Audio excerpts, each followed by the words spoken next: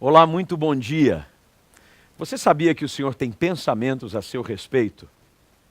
É isso mesmo.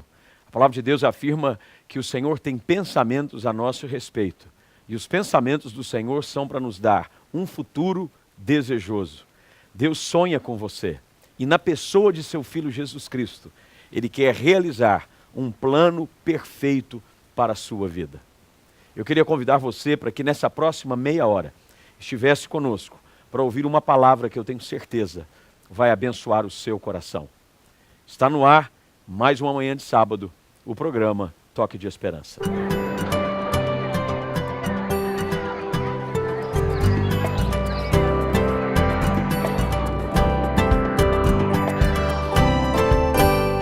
Não existe nada melhor do que poder louvar esse Deus. Não existe nada melhor do que poder levantar as nossas mãos, meu amado. Hoje você é livre, hoje você tem liberdade para adorar esse Deus. Faça isso nessa noite. Adora o Senhor com alegria, com as palmas.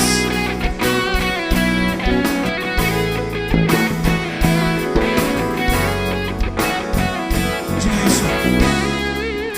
A ti eu vou clamar, pois tudo vem de ti e tudo está em ti. Vou caminhar, tu és a direção, o sol a me guiar. Declare isso. Tudo pode passar, teu amor jamais me deixará. Sempre há de existir um novo amanhã preparado pra mim. Preparado pra mim. Eu me rendo aos teus pés, és tudo que eu preciso pra viver. Eu me lanço aos teus braços, onde encontro meu refúgio.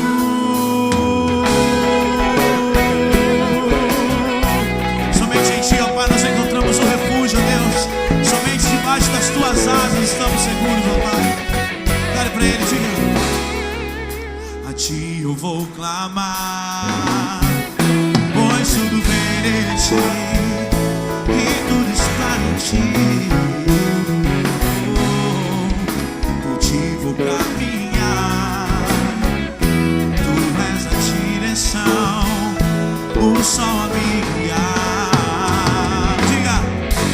Tudo pode passar, mas o amor do Senhor, meu amado, Ele nos acompanha em todo o tempo. Aleluia. Sempre há de existir um novo amanhã preparado pra mim.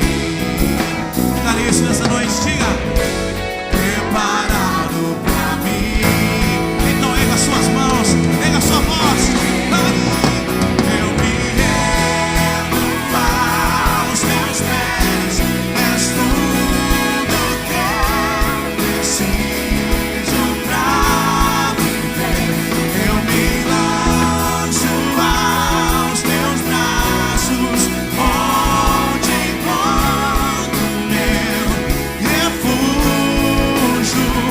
Eu me rendo aos teus pés, és tudo que eu preciso pra viver. Eu me lanço aos teus braços, onde encontro meu refúgio, Jesus.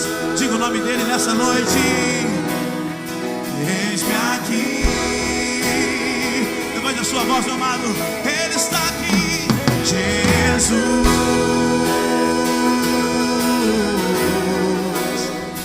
Eis-me aqui. Diga. Eu me rendo aos teus pés, fazer melhor. Aumente sua voz. Declare com fé nessa noite. Aleluia. Onde encontro o meu. Mais uma vez, declare. Eu me rendo aos teus pés. És tudo que eu preciso pra viver. Eu me lanço aos teus braços. Onde encontro o meu refúgio.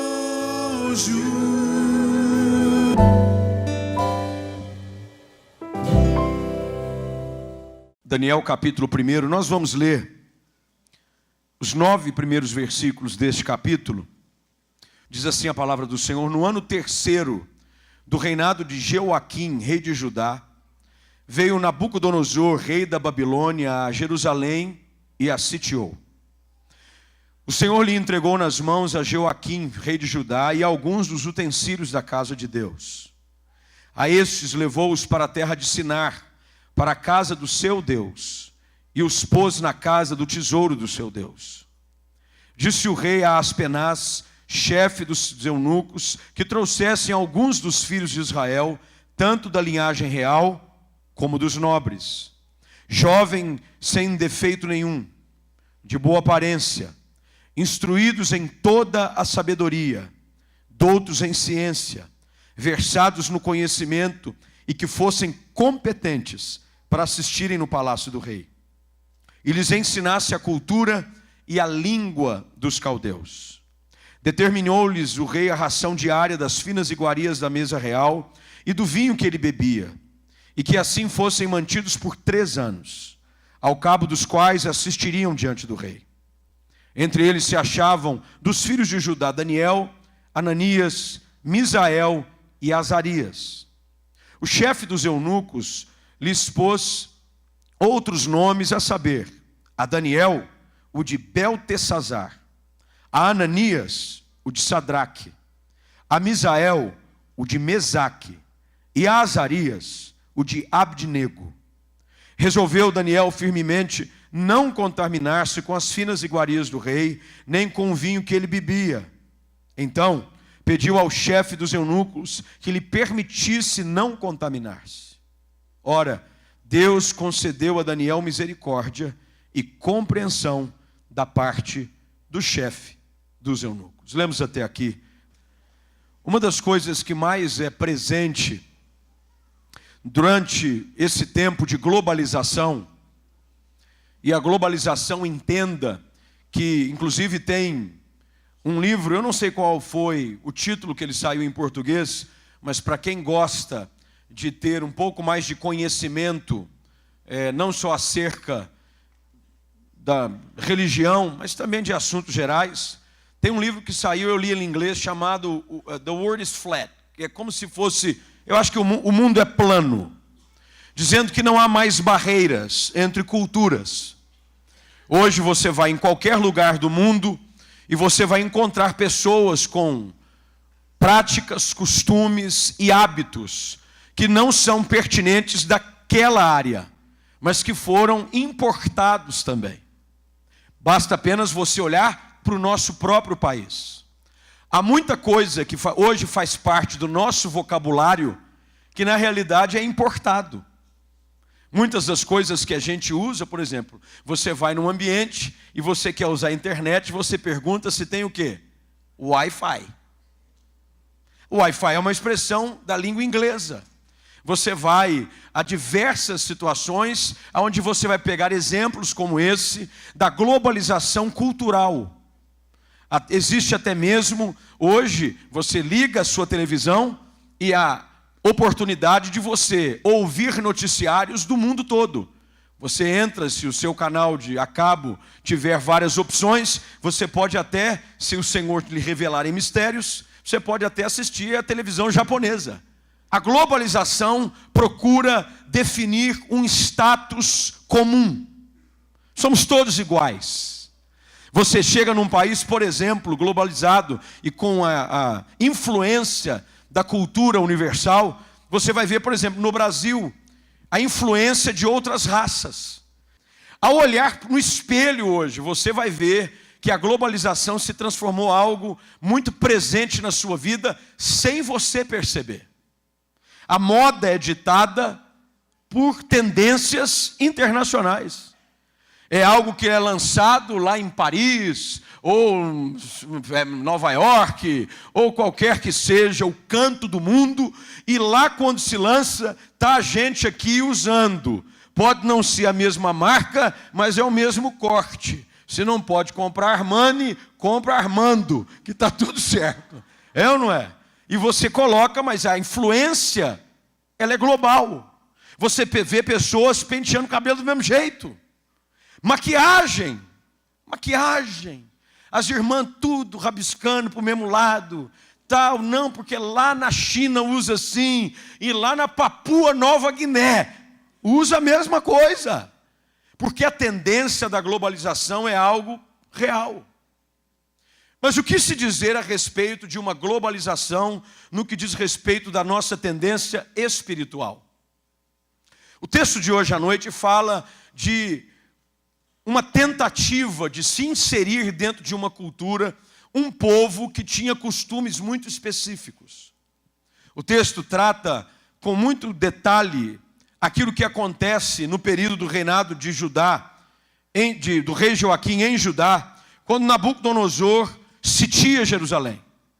Ao sitiar Jerusalém, a palavra de Deus diz que ele leva alguns dos utensílios da casa de Deus, mas ele não leva só utensílios, o texto diz que ele leva alguns jovens. E você sabe que para mudar a mente de uma nação, você tem que trabalhar com a juventude. É a juventude que vai mudar a maneira de uma nação pensar.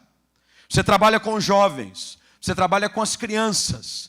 Você precisa investir numa outra geração que está surgindo agora, para que ela possa trazer mudanças reais, perceptíveis, dentro da sociedade.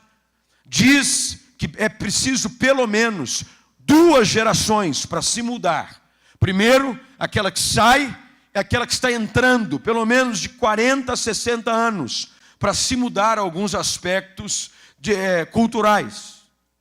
E Nabucodonosor dá uma palavra ao chefe dos eunucos, para que ele levasse alguns jovens. Olha o detalhe dos jovens. O versículo 4 traz o perfil deles. Primeiro, que eles são de linhagem real. Tem linhagem real. Não é qualquer um. Eles fazem uma seleção. A seleção, ela existe já há muito tempo. A nossa caiu com 7-1, mas a seleção continua firme. Mas a seleção, ela faz parte. O processo de selecionar os melhores, os que mais se evidenciam, os que se destacam. E o texto diz que a seleção é feita sobre esse critério. Versículo 4. Jovens sem nenhum defeito, de boa aparência, instruídos em boa sabedoria, doutos em ciência, versados no conhecimento e que fossem competentes. Está aqui o perfil. Quando o chefe dos eunucos passou a vista aos jovens de Jerusalém, aquilo que havia de mais precioso numa nação. O que o Brasil tem de mais precioso não é os seus recursos materiais, são os seus jovens e as suas crianças. Por isso que você vê um ataque voraz das trevas contra a juventude, por exemplo, que tem acontecido lá em Gaza, onde crianças têm morrido. Você vai ver uma estratégia maligna que acontece já através de muitos anos, na própria Escritura. Quando Moisés nasce, Faraó lhe decide matar quem? As crianças. Ele estava matando uma geração inteira. Quando Jesus nasce, quem morre? Crianças. Ele estava matando uma geração inteira. As crianças são o futuro jovens. E quando Nabucodonosor leva os utensílios da casa de Deus, ele decide não só levar aquilo que reluzia como ouro, mas ele leva embora aquilo que havia mais de precioso em Jerusalém e em Judá, que eram os seus jovens de grande destaque. Hoje à noite eu quero falar um pouquinho sobre essa ótica, talvez um pouco diferente de tudo que você ouviu até então, sobre esse próprio texto. da mesma artimanha maligna que tem sido usado através dos séculos, não mais por Nabucodonosor, mas por um reinado que tem sido estabelecido já através dos séculos, um principado maligno que tem procurado roubar, não mais da Jerusalém, cidade propriamente dita, situada no Oriente Médio, mas da Jerusalém, que é a igreja do Senhor. Os seus jovens, as suas crianças. A artimanha do mundo moderno tem sido essa. Tem sido de roubar aquilo que é de mais rico dentro do povo de Deus. O próprio apóstolo João escreve na sua primeira carta, dizendo que os jovens, ele escreve para eles porque eles são fortes. A força de uma igreja está na sua juventude. O futuro de uma igreja está no seu departamento infantil. Os nossos filhos é que vão continuar levantando mais alta a bandeira do Evangelho. O diabo sabe disso. São os nossos jovens que são a força, que saem fazendo eventos como esses que aconteceu durante esse mês de julho, que saem para as ruas fazendo tantas atividades, nos ajudam com as atividades que nós temos, com o Hope Day. É a força jovem. Os jovens precisam da força, assim como os velhos. Eu estou no jovem, viu, irmãos? Os velhos são os outros irmãos. Eu estou aqui no jovem ainda. Eles contribuem com a sua sabedoria, com o seu conhecimento. Mas se há uma estratégia que vem se repetindo através dos séculos, é essa mesma estratégia. Busca-se sempre o maior bem mais precioso que existe, que são os nossos jovens. Há uma luta que é travada insistentemente, eu não sei se você percebeu, para que haja uma atração cada vez maior da juventude para o mundo. As estratégias são terríveis. As estratégias para se atrair a atenção de crianças. Basta você ligar a televisão e ver como o avanço do desenho ocorreu. A estratégia, assim como a ferramenta da televisão e da internet pode ser usada para evangelismo global, ela também pode ser usada para disseminar uma mentalidade mundana. E o diabo sabe muito bem como usar os seus artífices, as suas ferramentas, os seus recursos. O texto diz que o chefe dos eunucos busca esse perfil, jovens. Eu queria que você notasse como começa o versículo 4. Ele procura os jovens. Jovens sem defeito. Meu irmão, se tem que encontrar um povo bom, é dentro da igreja. Os nossos jovens, muitos deles criados dentro de uma harmonia religiosa à luz da palavra de Deus. Primeira coisa que a gente vai ver nesse texto é que a estratégia ela se repete. 4 áreas em que o rei da Babilônia procura corromper aqueles jovens. Lembre-se, quantos eles são? 4. Daniel, quem mais? Ananias, Misael, Azarias, são os 4. 4 jovens, 4 áreas. Olha a primeira delas, versículo de número 4. Esses jovens que o chefe dos eunucos vai buscar, são instruídos de sabedoria, doutos em ciência, versados no conhecimento, para que fossem competentes para assistir no palácio do rei. E olha o que ele queria ensinar. Lhes ensinasse o quê? Cultura. Se há uma estratégia presente ainda hoje, é imprimir uma cultura secular no coração dos homens. Essa estratégia não mudou. O reino deste mundo, com o seu príncipe, tenta fazer com que a globalização das trevas seja inserida na culturalização nossa. É por isso que a gente tem que ter cuidado com o que a gente assiste, com o que a gente lê, porque é de uma forma sutil. Às vezes você vai pegar o seu filho dançando lepo-lepo. E aí o pai ri. Ai, que bonitinho, ele dança o lepo-lepo. Sabe o que ele está fazendo? Está ensinando de uma forma sutil a cultura das trevas.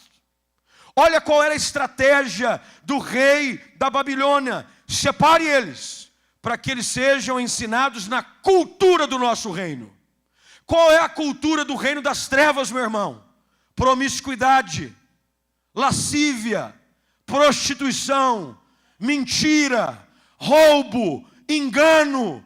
Essa é a cultura das trevas. E se nós não cuidarmos, preste atenção, a estratégia continua sendo a mesma. Procura-se estabelecer uma cultura maligna no coração dos nossos jovens e dos nossos filhos. Eu espero que você esteja entendendo de uma forma muito clara hoje à noite o que o Espírito Santo quer trazer ao seu entendimento, ao seu coração. Meu desejo hoje à noite é que os teus olhos sejam abertos e que você tenha conhecimento do grande tesouro que o Senhor te confiou. Os nossos jovens, os nossos filhos, que a Bíblia diz que são herança do Senhor. Herança é algo precioso que é herdado numa família. É um bem que Deus nos dá. A estratégia das trevas é essa, é trazer uma cultura das trevas para dentro da cultura do reino. Por exemplo, Daniel e os seus amigos foram ensinados. Acredita-se que o período em que Daniel e os seus colegas foram levados cativos para a Babilônia, Daniel não tinha mais do que 10 a 12 anos de idade. É o período ainda onde uma pessoa e uma criança pode ser influenciada de uma forma negativa. Depois de um certo tempo, você já está com a sua consciência cauterizada de uma forma positiva. Mas até um certo tempo, você se torna suscetível a mudanças. Daniel havia sido criado num reino onde havia só um único Deus, o Senhor Jeová. Ele havia sido ensinado de que ele deveria amar as sagradas leis, de que ele não deveria se apartar desse livro, de que ele deveria orar incessantemente. E aí você vai ver lá na frente o costume de Daniel sendo defendido por ele. Mas a cultura do reino, ela é inversa do reino das trevas. Começa a secularizar princípios que aprendemos da parte do Senhor, que querem ser banalizados nos nossos dias. São diversas as artimanhas, são diversos os meios. A primeira coisa que a gente percebe é que há um desejo de escravidão, é trazer para perto. A primeira coisa que a culturalização vai procurar fazer na sua vida é expô-lo a ela. De alguma forma, você precisa ser exposto à cultura. Dia desses atrás, eu acho que faz uns 2, 3 dias atrás, fotografou-se no Alto Amazonas uma tribo que ainda não havia sido exposta à civilização humana. Não havia na mente deles nenhum outro povo sobre a face da terra que não fosse a tribo. E fotografaram pela primeira vez. E aí perguntaram para um antropólogo qual seria a maneira correta de aproximação. Ele disse: não, nós temos que entrar de uma forma muito sutil, porque o choque cultural pode repeli-los de uma forma tal que eles jamais poderão ser encontrados de novo. Meus queridos, o que isso nos ensina hoje à noite? Nos ensina a mesma artimanha usada pelas trevas, a sutileza com que o diabo vai expondo a cultura das trevas dentro da nossa casa. Não é de uma maneira clara. O diabo não vai aparecer de tridente, chifre, com rabo vermelho, dizendo: eu vim te pegar. Não vai. Ele vai vir de uma forma sutil. São com coisas, às vezes imperceptíveis, mas que carregam dentro de si uma cultura das trevas. São amizades, são conversas, são exposições muito simples que querem roubar a cultura do reino de Deus na nossa vida e imprimir no nosso coração, na nossa família e na nossa casa uma cultura mundana. Está dando para me entender aqui hoje à noite ou não?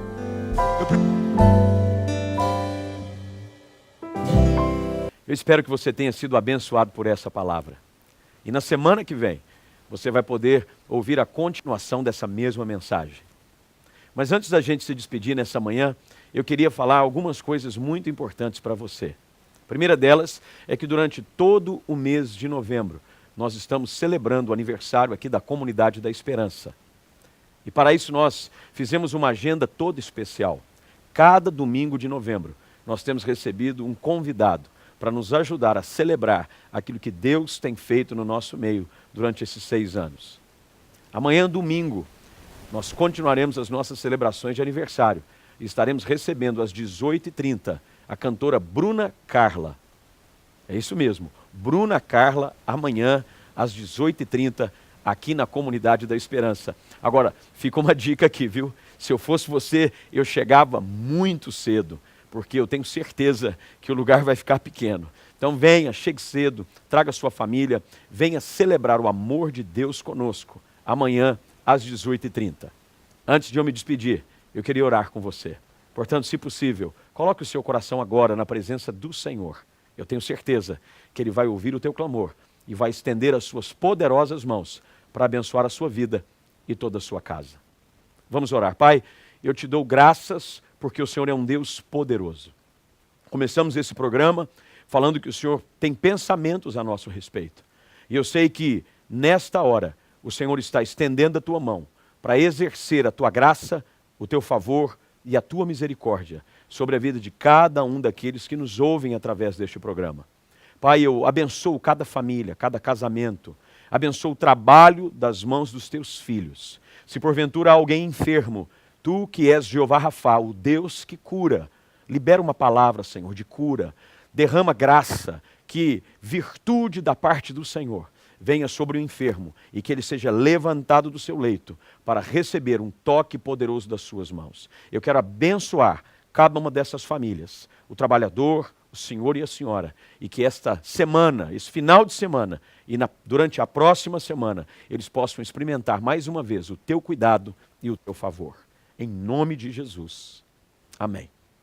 Olha, nós vamos ficando por aqui, mas eu gosto sempre de me despedir, estendendo um convite especial a você. Não se esqueça, amanhã, dia de celebração aqui na Comunidade da Esperança. Bruna Carla, 18h30, e uma palavra direto do coração de Deus para abençoar a sua vida, em nome de Jesus.